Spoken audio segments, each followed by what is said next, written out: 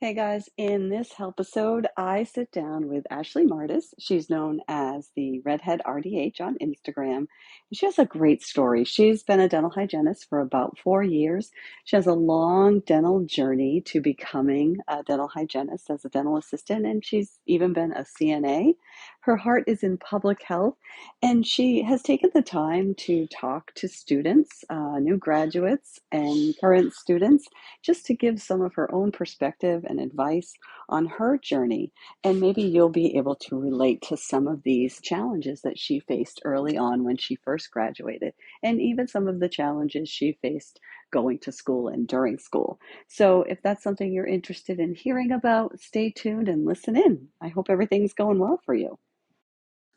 Hey, are you in dental hygiene school or just got your acceptance letter and just started dental hygiene school and you're worried about how you're going to fit it all in, what the evaluations are like, what the key strategies you need to set up in order to be successful? You don't want to have worked all this time to get accepted into dental hygiene school only to make some pretty major errors in your first and second semester. I've put together a course that will really help you set yourself straight right out of the gate and get yourself started on the right foot in dental hygiene school. Whether or not you're just entering school or you've done your prerequisites and you're just well on your way halfway through, this course is designed to help get you straight and keep you straight so that you can become a dental hygienist. Click the link in the show notes and check it out.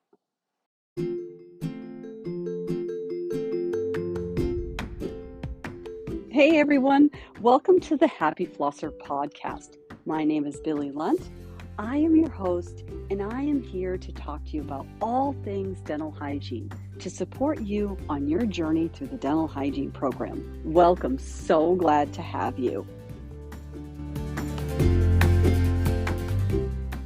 I have the pleasure of speaking with Ashlie Mardis today. Most of you would probably know her as Redhead RDH on Instagram. And Ashlie just has this wonderful story and journey becoming a hygienist. And she's going to share with you her perspective and what she's doing and some of her future goals. I'm really excited that Ashlie has that public health focus in her heart. And Ashlie, welcome.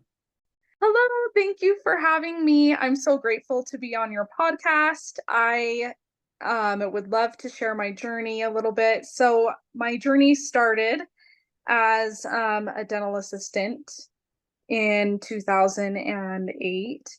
And then after working for a little bit as a dental assistant and a hygienist assistant, I grew a passion to be a dental hygienist.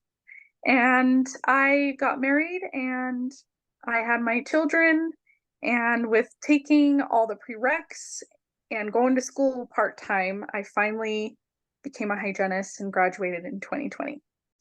After I graduated, I have had some hard obstacles to overcome. So I started in a corporate office right off.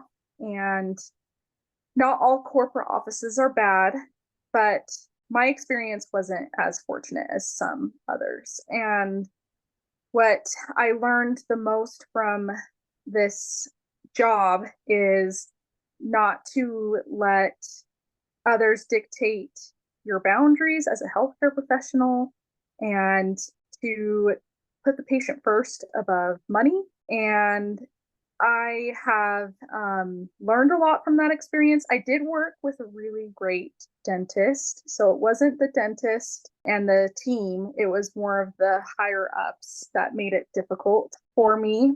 But one of the reasons why it was really difficult too was because I was the only hygienist in that office. And that was really difficult to try and navigate my way through things on my own. But I grew a lot. And after that, I left. I worked there for like 8 months and then I left because they demoted me because I wasn't making enough. I am the sole provider for my family, and they didn't know that at the time. And so when I talked to them about it, they felt really bad and they tried to get me to work a couple more days, and then they wanted me to travel to the other cities in Idaho. And I told him I couldn't do that because I have children. I don't want to be away from them. Anyway, so it was kind of interesting, but Yeah. I'm really glad that I didn't do that option of traveling. It might be something that I could do if I was single or my kids maybe be older, but it wasn't what I wanted to do. So I left and I temped for a couple months. And that actually helped me grow a lot and gain the confidence that I needed to find the job that I have now. Yeah, I think temping is so great to because then you get to see all different ways that all different places do things. And you kind of Yeah. find your tribe, you know? Yep. And you also learn, you see so many different things, so many different cases, I feel like. Because some offices accept Medicaid and lower income families. And then some offices are more, I guess you call them blue collar or whatnot. And so that demographic coming in and out of office can make a big difference on what you see and Yeah. and what you do. Yeah. Well, and if you are just in one office and you see just one demographic of people, that's a really good point. You can almost be sheltered from the needs that are out there, the true needs that are out there, and then so many that don't even go. Yep, Yeah. absolutely. And that's where I know when we spoke last time, that's where your public health heart is. Because I saw an Instagram video that you posted where you were in your car and you were just touched by this patient that you had given oral hygiene instruction to. I don't know if you remember the post, but it struck me and it's still with me. And how moved you were by helping that patient make progress. And that just spoke to my heart about why we're hygienists in the first place. Do you remember that post?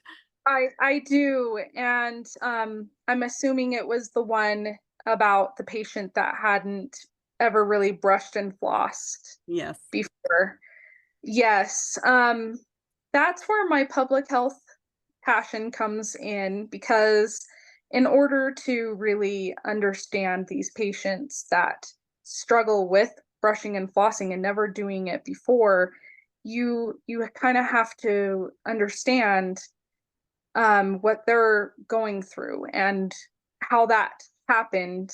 I strongly believe that if a patient, when they're a little in their developmental stages of growing, if they don't learn those skills and make those habits, that when they become an adult, it's so difficult for them. So I've had quite a few patients tell me that they've never brushed or flossed, and they said it was because they never grew up doing it. Yeah. So, There's a level of shame associated with it because because they're adults and they feel like they should know how to do this, right? Oh, yes, yes, exactly. And we need to be more compassionate and say, okay, let me help teach you instead of just assuming that everybody knows how to brush and floss, you know? yeah. Yeah. Well, that's where our knowledge, that's what we do, right? That's what we do. Right. Maybe I understand a little bit more too because I didn't grow up going to the dental office. Mhm. And I never flossed when I was younger, ever. Yeah. Well, so you So, have built-in empathy for every person you see. yeah, Yeah. yeah. Oh, that's just what makes you who you are and what you're good at. Right. So you graduated in 2020, right in the middle of the pandemic. Right. I Oh did. dear.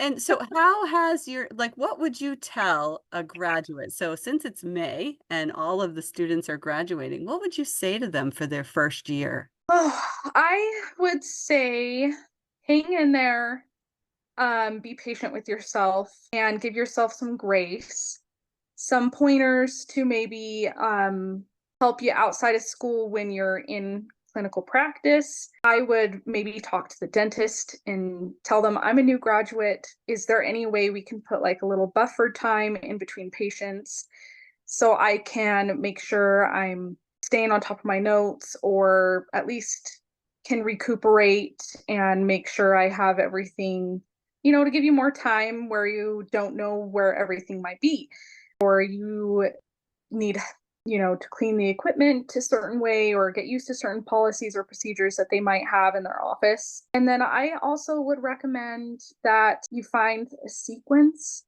as you're cleaning patients' teeth, that will help you not forget where you already scaled, to help you not turn in the chair a whole bunch, going back and forth and grabbing an instrument. That will help manage your time and save time. Another thing for perio charting is you can always, before you bring your patient back, just quickly put in this is if you have a program that doesn't already have a perio chart for that patient or they're a new patient. What I do is I put in numbers already for the patient. So on like posterior teeth, I do 323, and then anterior teeth, I do 212. And then that way, when they come back, all I have to do is change what is there, Yep. That's at least helped me stay on time because I wasn't very fast with perio charting. It's time consuming.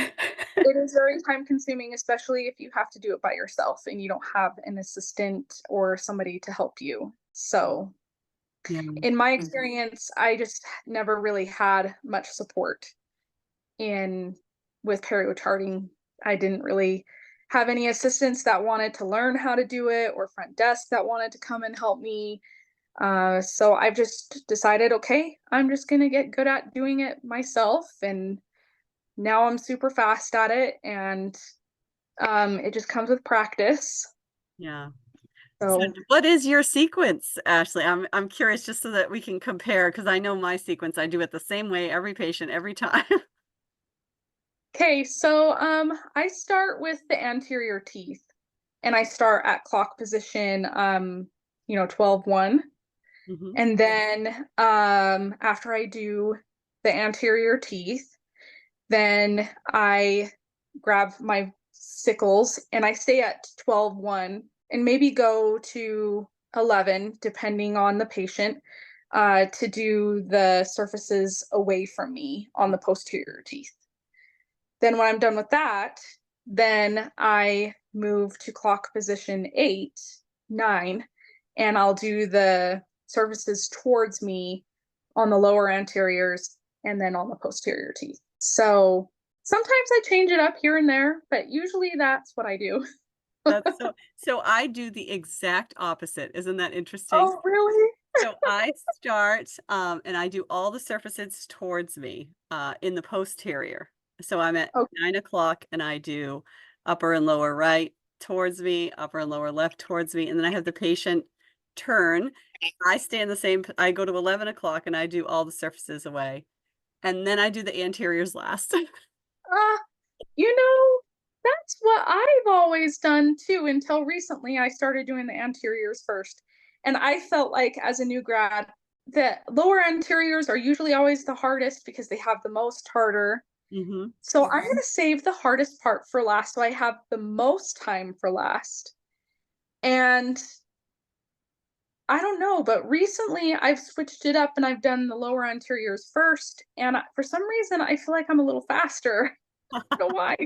It's probably an illusion, right? It could be. It could be. That is such great advice for a new graduate. And you know what's funny is a patient would never get it if we explained our process surfaces towards and away. Because everyone has a patient ever asked you, I know patients have asked me, how do you know where you are and what you're doing? It's like, oh yeah, I know exactly where I left off, you know. Yes, I have had patients. The only couple, but I have. Yeah, they'll say, how do you, because you're over here, then you're over there. You know, to them, you're on the right, you're on the left. They don't really understand your sequence, but it Yeah, seems perfectly normal in our heads, doesn't it? exactly. Exactly. Yeah.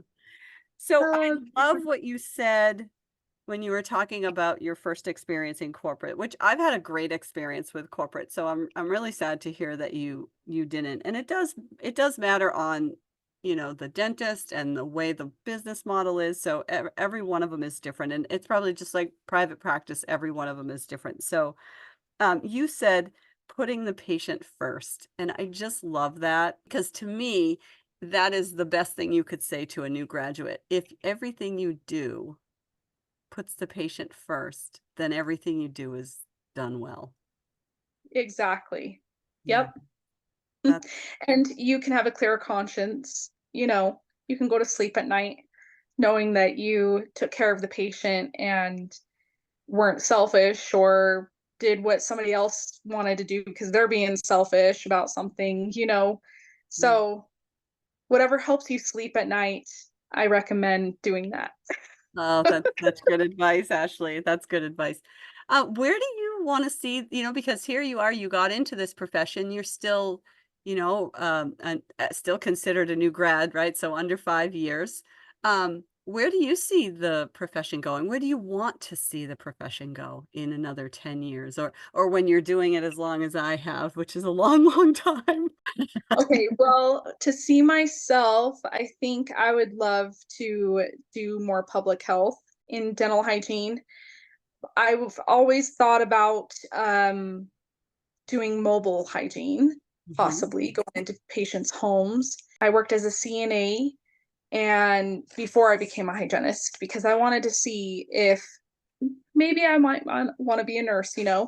But I decided, maybe just focusing on one vicinity is what I would like to do. So I went ahead and did dental hygiene. But my CNA background, I worked in the homes with the clients, and that was such a great experience. I've never really had experiences like that. It's just so different when you're outside of the facility and you're not just dealing with the patient one on one, but you're also in their home with their family members. It's more on an intimate level, I guess you could say. And it just has a special place in my heart. So I'd love to kind of do the same similar thing, but instead of CNA, it would be dental hygiene. Now, I also would like to, because of being on Instagram and being able to help mentor some people in dental hygiene school or recently graduating, and then also just being able to teach others and educate people on Instagram has made me kind of grow a passion that I didn't think I would ever have for teaching. So in Idaho Falls, there is our community college that just started in the process of launching their dental hygiene program. And so I'm super excited about that and would love to teach like one day a week or something. So those are maybe the two things that I want to see myself go. Now, for the profession, I would love to see more advances in X-rays. Seeing if we can, where that might lead us, and then also I just feel like more tools that are a little bit more precise. Like there's a Bell scope that you can use for assisting you in your oral cancer screenings. However, if you detect something, it might not be oral cancer. So I think it would be really cool if they made more advances in tools that can assist you that could be a little bit more like 90% or 80% likely that you have some cancer here or there. So I guess more advances in technology would be amazing, like in x-rays and also in the Cavitron, that kind of thing. I still love my instruments. I don't know if I'll ever be one of those that can clean teeth without my instruments. I understand, Ashley. So, I think I'm excited that you want to consider educator at some point, of course. That's a kind of a passion of mine. I think we need to do a better job at creating pathways for hygienists to go into public health because if all of a sudden you decide, okay, I've been doing this for 5 or 6 years, I want to go into public health, what does that look like? We need to create pathways as educators for our students to understand what that looks like and how do I go about doing that and what are the steps I have to take. I think as a on a national level, I think schools need to do a better job with that. And I'm speaking for myself as well when I say that, because there's lots of students that have that public health heart, and I don't think have created enough of those opportunities for students to just, instead of going right out into an office, thinking about some alternative pathways for themselves, for their own fulfillment and their own career passion. So that's something we all need to work on, probably, just to meet the people where they are and really get out there. That's what the hygienist was designed to do. Yeah, I love that, and that's so true. I wasn't thinking about that because I guess I already have a plan probably, but, that is so true. I also feel like schools need more options for hygienists. They all make sure that they have a nurse, which is, very important. We do need nurses. They do a lot and I appreciate them so much. But I also just feel like there's that need that can benefit and reach so many children Yeah. if there was a dental hygienist too. And if the dental hygienist and nurse could like work together, that would be amazing. That is a fantastic idea. I'm saying hygienists at every school, every nursing home, to be part of the team that does whole body health, honestly. That's where I want to see hygienists head in those directions. And I want to say Oh, to the student, I want to say, this is what you want to do. Okay, this is what you need to do to get there. This is what you want to do. This is what you need to do to get there. But we have to create those opportunities and pathways. Because right now, I think hygienists are out there creating their own pathways, and not every hygienist has that ability. Like, you're making your own path. I know you're going to do this yourself, right? So having an educator behind you saying, yes, Ashlie, this is what you need to do, that would be yeah, that. a mentor, right? Yes. Yeah. Well, and Especially you're a out there. mentor that's done it. Yes, I know. And so you're going to be a mentor for the new graduates. So you'll no longer be the new graduate, Ashlie. And I'm Yes, I'm proud of what you're doing. thank you. I appreciate it. That means a lot coming from you. Oh, so how can students get a hold of you? And you could just share your handle, and I can put some information in the show notes as well. Yes, so my social handle is at redheadrdh. Well, at redhead.rdh, I should specify on Instagram. So I'd love to have you come check it out and send me a message and say hi. I would love to chat with you. Oh, thanks for coming on, Ashlie. I appreciated your time. Thank you so much. I appreciate your time as well, and it's been so fun.